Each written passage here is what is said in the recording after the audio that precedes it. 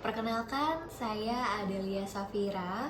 Untuk video kali ini akan membahas mengenai pengertian dari komunikasi, lalu komunikasi verbal dan juga nonverbal. Video ini untuk memenuhi UTS dari mata kuliah pengantar komunikasi digital di Universitas Siber Asia dengan dosen pembimbing Ibu Rosana. Komunikasi adalah proses penyampaian informasi, pikiran, atau perasaan dari satu orang ke orang lain. Proses ini melibatkan pengirim pesan, pesan itu sendiri, saluran yang digunakan, penerima pesan, dan juga umpan balik. Contoh komunikasi. Yang pertama, komunikasi verbal itu menggunakan kata-kata baik lisan maupun tulisan. Contohnya adalah percakapan telepon, presentasi, pesan teks, atau email. Lalu yang kedua adalah komunikasi nonverbal, menggunakan bahasa tubuh dan juga ekspresi wajah. Untuk contohnya tersenyum, mengangguk, ataupun menggeleng. Kemudian yang ketiga, komunikasi visual. Visual itu menggunakan gambar, grafik, ataupun simbol. Contohnya peta, diagram, atau tanda lalu lintas. Lalu yang keempat ada komunikasi tulis, yaitu menggunakan tulisan tangan atau tulisan cetak. Contohnya adalah buku ataupun artikel. Pesan komunikasi itu dikategorikan menjadi dua. Yang pertama, pesan verbal dan juga nonverbal. Untuk verbal itu biasanya disampaikan melalui kata-kata baik lisan maupun tulisan. Contohnya seperti pidato, percakapan sehari-hari, telepon, ataupun video call.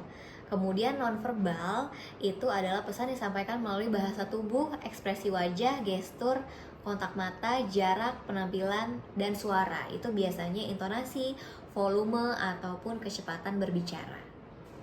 Beberapa pengaruh dari pesan nonverbal untuk dari perkuliahan online yaitu pertama, kita bisa membangun koneksi. Meskipun virtual, ekspresi wajah, gestur, dan intonasi suara dosen dapat membantu membangun koneksi emosional dengan mahasiswa. Kemudian kita juga bisa meningkatkan pemahaman, yaitu dengan gerakan tangan, ekspresi wajah, dan juga penekanan suara dapat membantu mahasiswa memahami konsep yang sulit. Visualisasi yang baik juga merupakan bentuk komunikasi nonverbal yang efektif. Lalu menjaga atensi mahasiswa.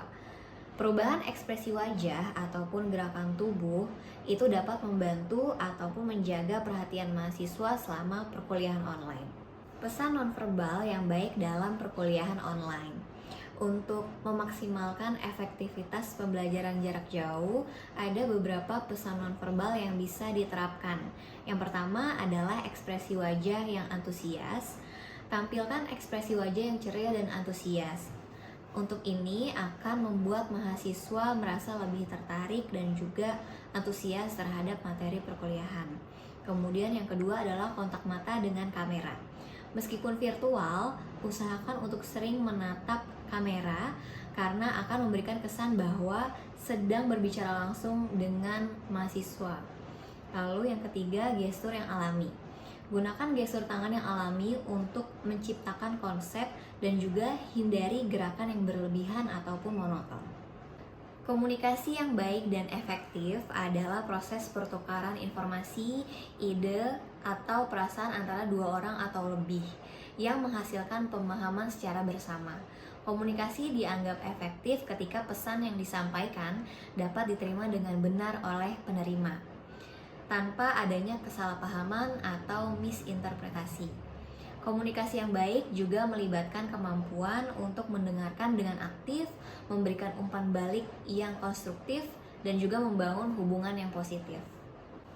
Kapan dan mengapa kita memerlukan komunikasi yang baik dan juga efektif?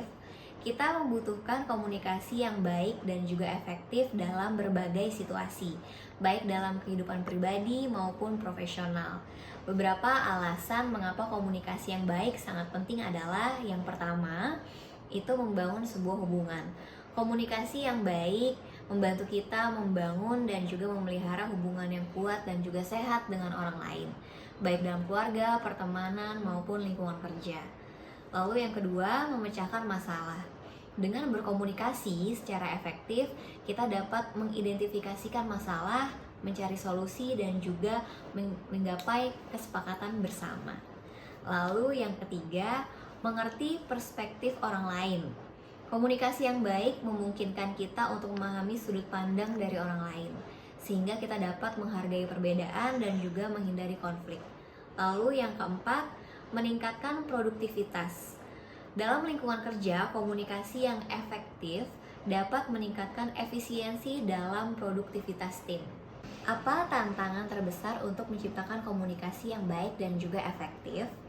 Ada beberapa tantangan yang seringkali menghambat komunikasi yang baik dan juga efektif, yaitu diantaranya yang pertama, hambatan bahasa. Perbedaan bahasa ataupun dialek dapat menjadi penghalang dalam menyampaikan pesan dengan jelas. Kemudian yang kedua, perbedaan budaya. Nilai, norma, dan juga kebiasaan yang berbeda dapat mempengaruhi cara kita berkomunikasi dan juga menginterpretasikan pesan. Lalu yang ketiga, emosi. Emosi kuat seperti marah, sedih, atau takut dapat mengaburkan pikiran dan juga membuat kita sulit untuk berkomunikasi secara rasional. Lalu yang keempat ada miskomunikasi. Kesalahpahaman atau interpretasi yang berbeda terhadap pesan dapat menyebabkan konflik. Kemudian kurangnya keterampilan komunikasi. Tidak semua orang memiliki keterampilan komunikasi yang baik, seperti mendengarkan dengan aktif, kemudian memberikan umpan balik atau menyampaikan pesan dengan jelas. Lalu teknologi. Penggunaan teknologi komunikasi yang berlebihan ataupun tidak tepat dapat menghambat komunikasi tatap muka yang lebih personal. Komunikasi nonverbal memainkan peran yang sangat penting dalam pembelajaran jarak jauh, meskipun dilakukan secara virtual. Dan tidak lupa juga untuk memahami tantangan komunikasi dengan memperhatikan ekspresi wajah, gestur, dan juga nada suara, sehingga dapat membangun hubungan yang lebih baik.